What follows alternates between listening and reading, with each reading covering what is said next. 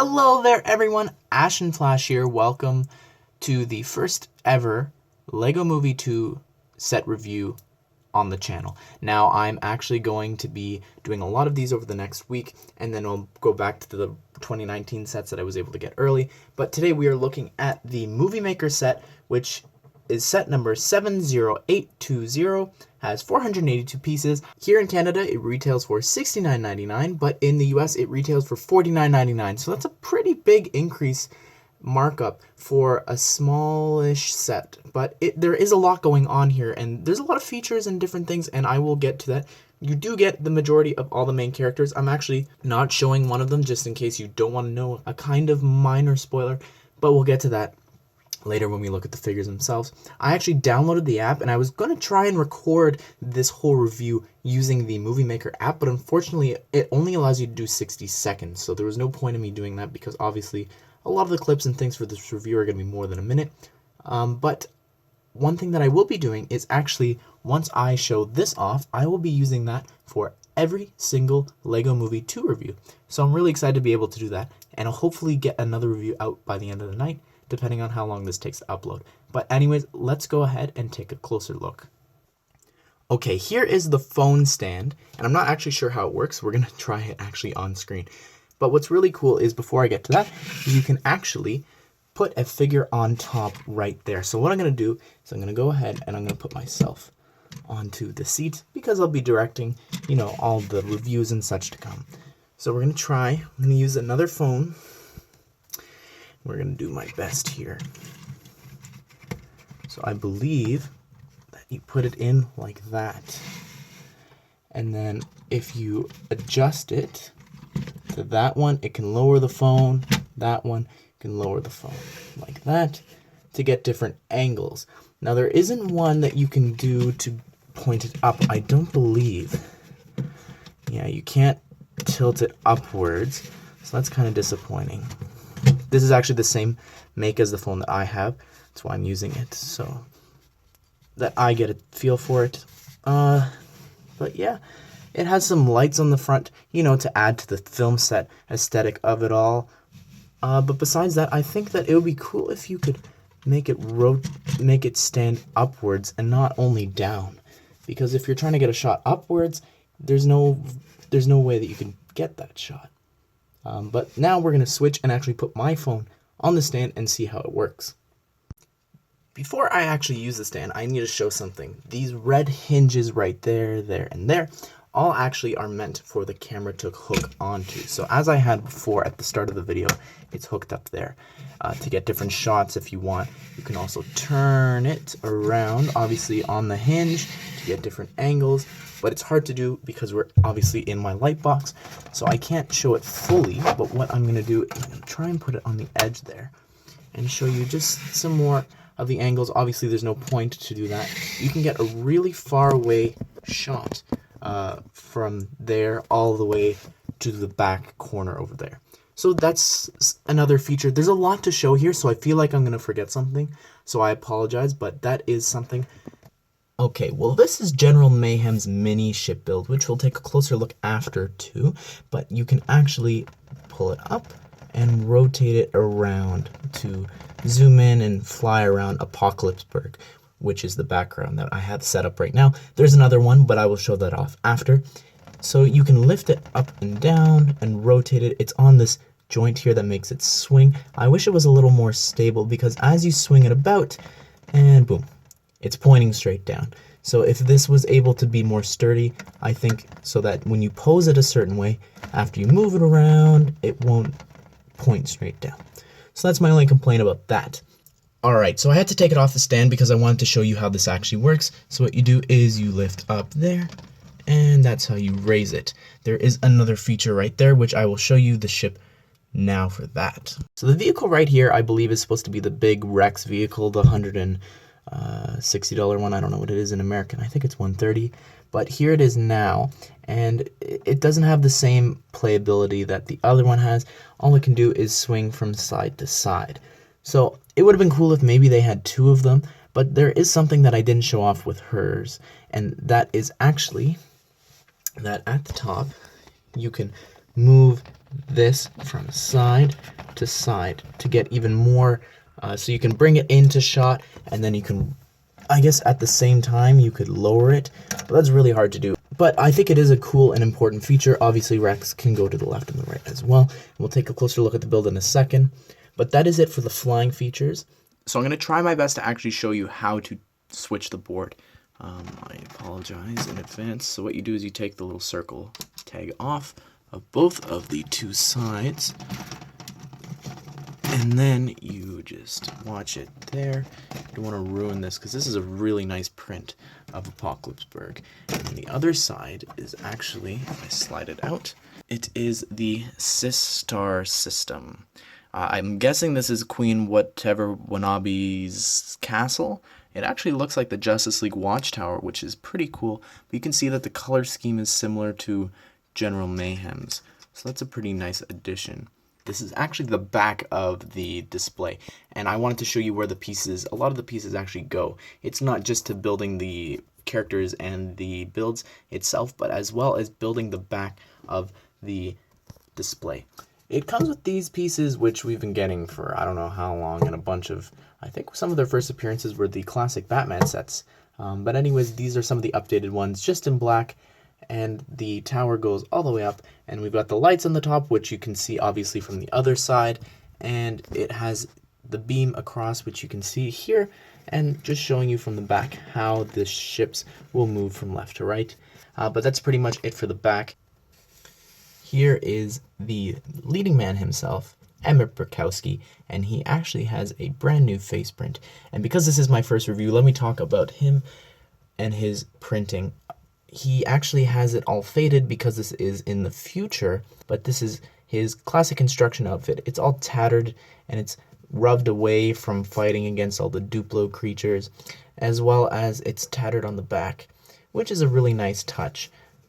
His accessory is a white mug, which I guess is from a broken double-decker couch.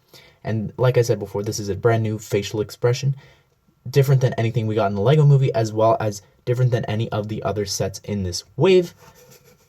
And that is his other facial expression. Lucy, or Wildstyle, is next up, and like I mentioned before, she actually has her outfit based off of the Lego movie. So this is from the beginning of the film when they are fighting the Duplo creatures. She has, I believe this is nothing new, no new prints from the first movie or anything. Her arm printing is the same, and the back printing and everything is carried over. Her accessory is just the crossbow in gunmetal gray. Her facial expression is the same as the ones that come in other sets, so this isn't an exclusive face printing. Here is Rex Danger Vest, and this is the first time that I'm ever getting the figure, so this is really exciting. This is, of course, Chris Pratt's other character that he is voicing and playing in the other movie. You'll notice that his torso is actually similar to Emmet's because they both wear vests, and I believe it's either the Vest Bros or Vest Friends or something, one of the books, that's what it's called. So of course you can see the similarities there, as well as the black pupils, which is the same as Emmet's. And another nice little touch that they included is that he has a little tuft in his hair on the same side as Emmet's. His hair is of course dark brown though, and it's a new hair piece, different than anything we've ever gotten before. He has some nice arm printing there, which of course is repeated on the other side. His accessory here is just a goon gun in black with a light green stud with a hole in it attached to a 1x1 navy blue cylinder. If you take his hair off, you can see the full face print there, and this is actually exclusive to the set, I believe, and it doesn't appear in any other ones. This is a really great expression of him laughing with his eyes closed. I really hope that we get more expressions like that for some of the other characters in more sets like the Summer Waves. And so a spoiler warning if you don't want to know what Sweet Mayhem or General Mayhem looks like underneath her helmet. But this is her as she is included in this set. She does not come with her body gear or her helmet or anything like that. This is her hairpiece, which is actually a rubber, and it's just a really spectacular piece, which I will hopefully this is getting picked up on camera. It has this really nice metallic shine on it. This is actually like a rubber piece. You can see how I can bend the hair there. I don't I've only gotten 1 or 2 other mini doll sets, so this is really the first time that I'm getting a mini doll. So this is really interesting to have. Again, closer look at the hair. Has a hole at the top. That is her face print without the hair on it. Her accessory is the new heart piece, which I thought was going to be exclusive to one of the other sets, but it pops up here and in the other set, and I'll get to it later, but it's not exclusive. It is in a lot of sets, as well as coming in the CMF series for the Wizard of Oz lion. This is the Captain Cold freeze ray gun in white, which I believe this is the first time that we're getting it as well, with the stamp piece in white and a pink transparent stud on the front. And that is pretty much it for her. She doesn't have any back printing or anything like that.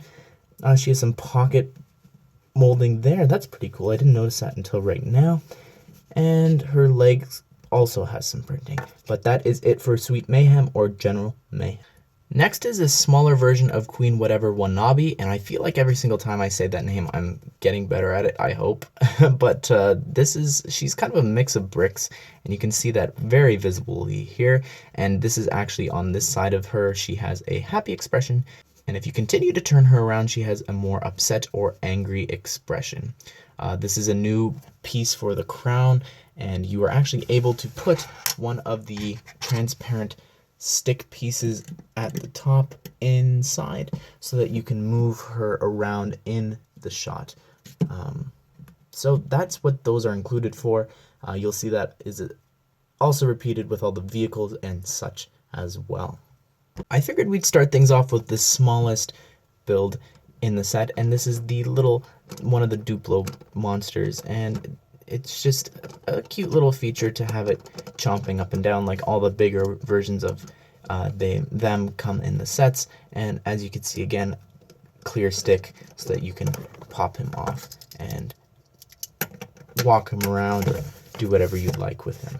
This is actually a printed 2x2 tile, and it's not a sticker. This set actually comes with no stickers, so that's really cool.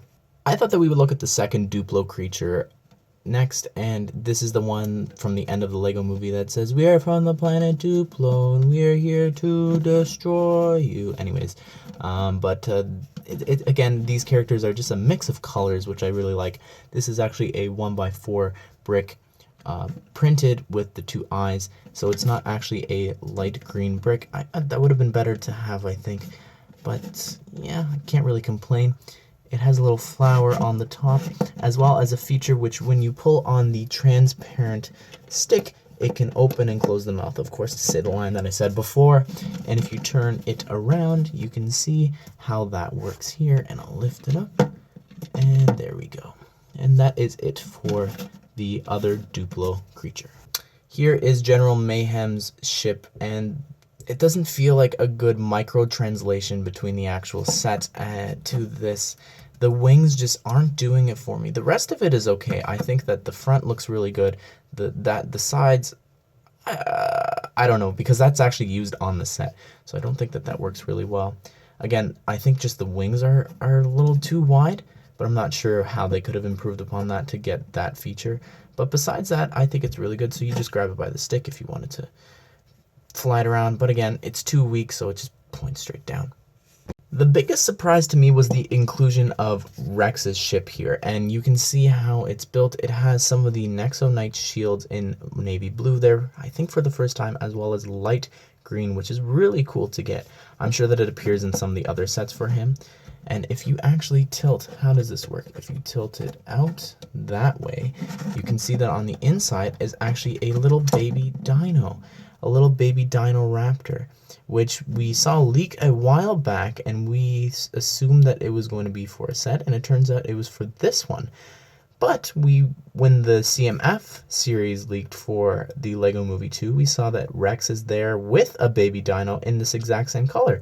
So this is really cool to get. I don't think that any of us knew that this was going to be in the set, so that's really cool addition. This is the same ones as the Jurassic World ones that we got before, just in a different coloring.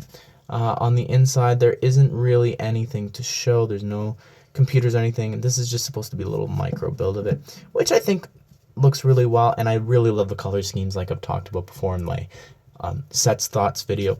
I love the color scheme. Reminds me of classic Agents, so that's always cool to have. Again, you grab it from the stick, and you can just, you know, fly it around on the set. Here is Lucy and Emmet's car. Again, a bigger set, but in micro version. I think I didn't really pay too close attention to how that set looks, but I think that it feels like a good monster truck, and as well as it can rotate there.